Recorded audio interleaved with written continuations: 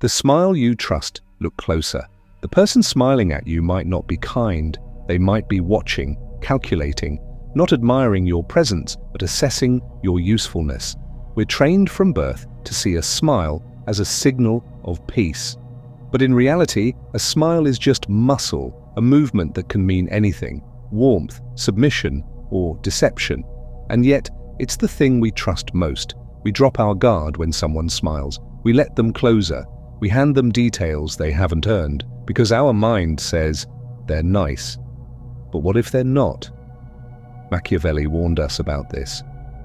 Not in loud speeches, but in subtle truths. He said the most dangerous enemies are not those who strike openly, but those who wait with patience, who blend in, who master the art of appearing harmless, because they understand something you don't, that in a world driven by perception, your appearance is your armor. And if you can appear safe, you can do anything. You can manipulate, you can betray, you can destroy. And they'll still invite you back in because you wore a smile while doing it. That's not kindness, that's psychological warfare. You've met them at work, in friendships, sometimes in your own family, the one who always seems supportive until you need them, the one who praises you just enough to keep you hooked, who laughs at your jokes but quietly competes with your progress. They listen closely, not to connect, but to gather. They nod not in agreement, but to map your weaknesses, and all the while, their smile never fades, because it's not a reflection of joy, it's a disguise. They don't smile because they like you, they smile because they've already chosen how to use you. The world teaches you to fear aggression, but it should have taught you to fear charm, because charm disarms you. It makes you feel chosen, special, safe. But behind charm is often a silent question: what can I get from you? Before you realize what's happening. This isn't paranoia, this is pattern recognition. Every betrayal you've ever felt started with someone smiling. And if you haven't noticed the pattern yet, it's not because it isn't there, it's because some people are just that good at hiding behind their teeth. They told you that if someone was kind, they were good. That if they laughed with you, encouraged you, smiled at you, they were safe. You believed that tone, that warmth, that eye contact meant trust. And why wouldn't you? We're conditioned, from classrooms to dinner tables, to equate politeness with purity, to confuse friendliness with sincerity, to believe that soft voices mean soft hearts. But Machiavelli would smirk at that belief, because he knew what most men never dare admit. The nicest people can be the most strategic, and the most polite enemies are often the most prepared to strike. Not because they're evil, but because you made it easy. Charm is not love, it's leverage. You think someone smiling at you is a sign of connection, but often it's a test, a way of seeing how little resistance you'll offer when they ask for something. Think about it. When have you been most manipulated, most blindsided? It wasn't by the one who shouted, it was the one who smiled. The coworker who always had your back until they took your idea. The friend who always listened until they told your secrets. The boss who always praised you until they blamed you in front of the room. And through it all, they smiled because their charm wasn't about connection, it was about control. You wanted to believe. And deep down, you wanted to believe they were real. Because believing the lie was easier than facing the truth, that some people treat kindness as a costume, that behind the softness is steel. You didn't miss the red flags, you ignored them, you excused them, you told yourself they didn't mean it. They're probably just going through something. You kept giving them the benefit of the doubt because you were addicted to the illusion, to the hope that not all smiles are masks. But Machiavelli knew better. He warned, the moment you choose emotion over awareness, you hand your power to someone who never deserved it. The smile that bites. Some smiles are not signs of peace. They are warnings if you know how to read them. They say, I'm watching you. I've figured you out. You trust me, and that's exactly why you'll lose. And if this sounds dark, it's because the truth often is. The smile is not the problem, the blindness is, because predators don't always growl. They blend in, they shake your hand, they laugh at your jokes, they offer help and take notes. And if you're not aware of it now, you'll realize it only when it's too late, when the smile has already closed its jaws. The slow drain. It never happens all at once. They don't steal from you in one blow. They take you apart piece by piece. A little favor here, a little silence there, one compliment to hook you, one guilt trip to hold you. And you don't even notice it, because the manipulation wears a smile. It feels warm, comforting, safe. But slowly you begin to fade. You lose your edge. You second-guess your instincts. And by the time you realize you've been drained, you've already given too much. The theater of usefulness. They'll call you a friend. They'll say, "You're one of the good ones." But pay attention, they only reach out when they need something. Your kindness, they've made it their tool, your time, their currency, your silence, their permission slip. And the more useful you become, the more invisible you feel, because in their world, you're not a person, you're a function, a role, a resource. And once that role is filled, you're discarded without hesitation, but they'll still smile when they see you, because keeping you quiet keeps them in control. The collapse of boundaries, you'll start to feel it. That creeping sense of being used, of giving more than you get, of nodding when you want to speak, of helping when you want to walk away. But instead of setting boundaries, you hesitate because you don't want to be rude, you don't want to make things awkward, so you keep playing your part in their performance. And every time you say yes when you mean no, you shrink, not just in their eyes, but in your own. You forget how to protect yourself because their smile has blurred the line between manipulation and affection the moment you wake up. Then one day, you snap, not in anger, in clarity. You look at them and you finally see it. The smile isn't warmth, it's strategy. It never reached their eyes. It was never for you. It was for them to get closer, to stay unthreatening, to keep you compliant. And the worst part? You realize you knew. Deep down, you always knew. But you chose to believe the performance because it was easier than facing the truth, that people can lie with their eyes open, and that some of the most dangerous people never raise their voice. When you start seeing differently, the moment you begin to see, everything changes. You no longer take kindness at face value. You watch how people move, not just what they say. You notice the delay before their compliment, the tension behind their laughter, the shift in their tone when you set a boundary. You become a student of detail, of motive, of manipulation. And once you see the game, you can't unsee it. You start to realize that most smiles aren't for connection, they're for positioning, and you stop being fooled by the surface. Machiavelli didn't despise people, he just understood them. He saw that humans, when pressed, will choose advantage over virtue. Not sometimes, almost always. He wrote, "A prince must be like both the fox and the lion to recognize traps and to scare off wolves." What does that mean for you? It means stop trying to be liked. Start learning how to read the room, because when you're too focused on being kind, you lose the ability to defend yourself.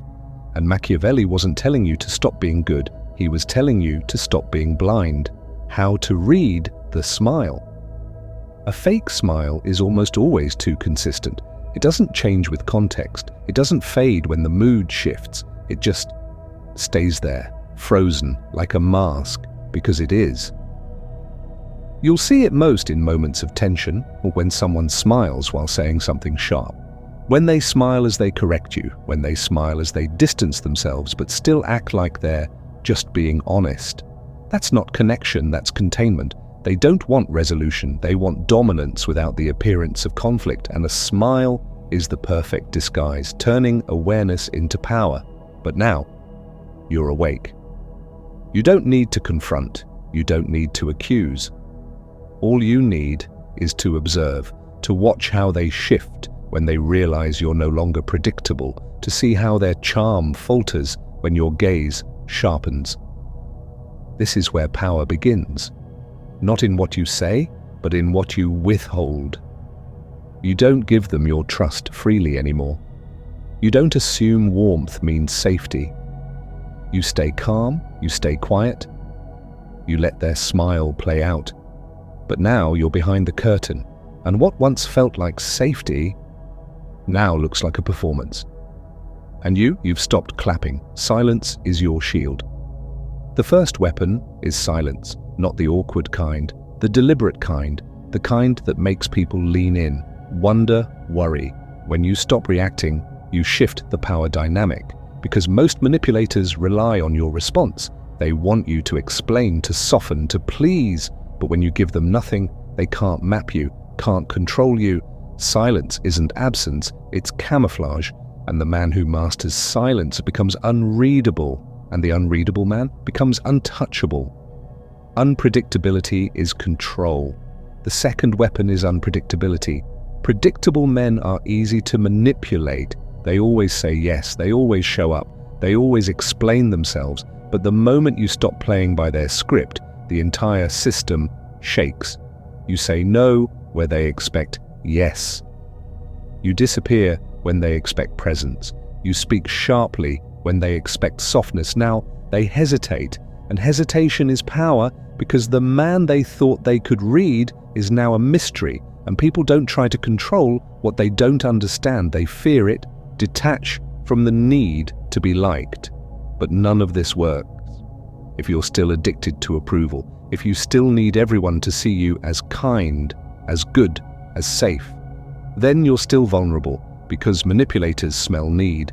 They exploit it. They reward you just enough to keep you obedient. You have to sever the link. You have to stop performing for love. Stop softening your edges to be accepted. Stop smiling just to keep the peace.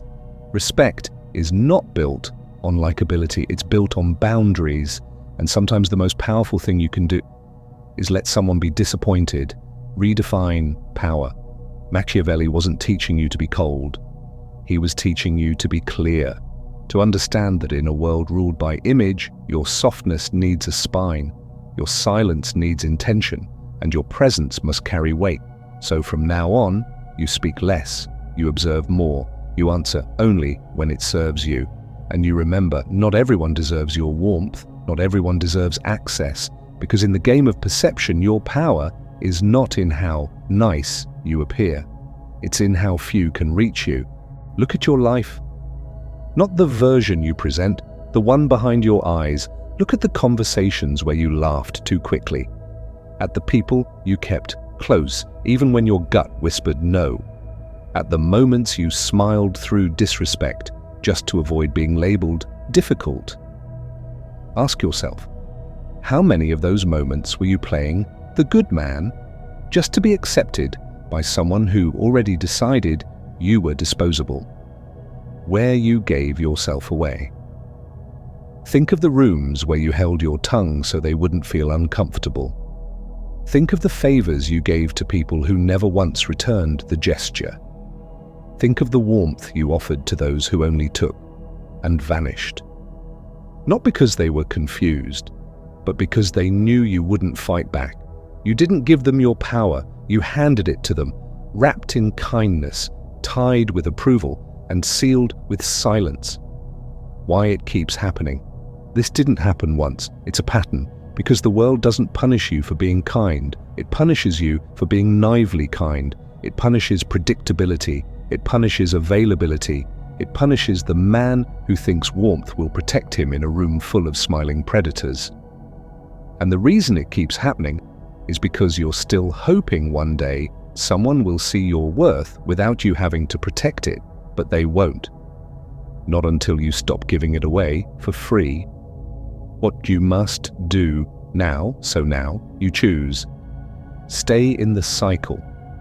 Keep mistaking charm for loyalty. Keep hoping that smiles mean sincerity, or you can harden not your heart, but your awareness. You don't have to stop being kind, but you do have to stop being easy. From this point forward, you study tone.